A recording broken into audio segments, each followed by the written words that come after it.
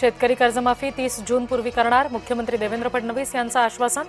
विधान परिषदेचे मतदार शेतकरी कर्जमाफीतून वगळले, आवश्यकता पडल्यास केंद्राशी चर्चा करू, मुख्यमंत्र्यांचं विधान.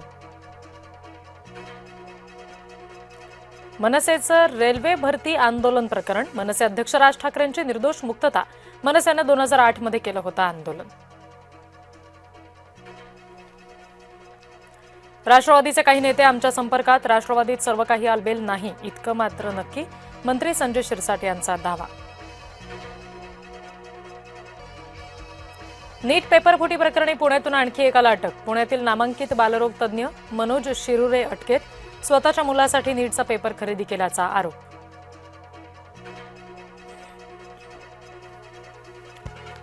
यंदा विधान परिषदेची जागा शिवसेनेला सोडू नका, भाजपच्या संभाजीनगर जालन्यातील पदाधिकाऱ्यांची मागणी. खात्रीलायक सूत्रांची जय महाराष्ट्रला माहिती.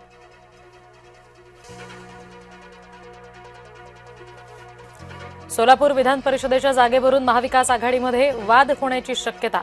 सोलापूरची जागा काँग्रेसनं लढवावी, काँग्रेस पदाधिकाऱ्यांची प्रदेशाध्यक्ष हर्षवर्धन सपकाळ यांच्याकडे मागणी.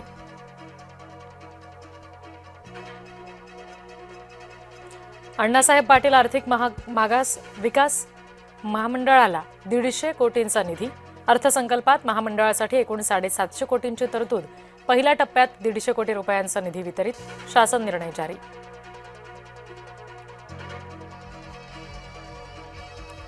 पुण्याच्या बालाजीनगरमधील हत्या प्रकरण, पोलिसांनी आंदेकर टोळीच्या 6 जणांना केली अटक.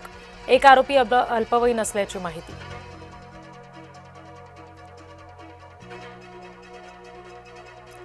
कॉक्रोच जनता पार्टीचा सोशल मीडियावर धुमाकूळ. इंस्टाग्रामवर 4 दिवसात 13 दशलक्षहून जास्त फॉलोअर्स.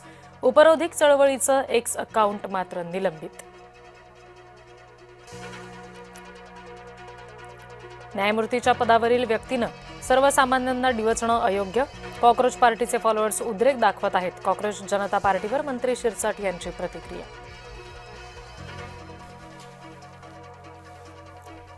दर्यापूर हादरलं, अल्पवयीन मुलीवर घरात घुसून हल्ला. 2 युवकांकडून मुलीवर धारदार शस्त्रानं वार. हल्ल्यामध्ये मुलीच्या मानेवर आणि हातावर गंभीर जखमा.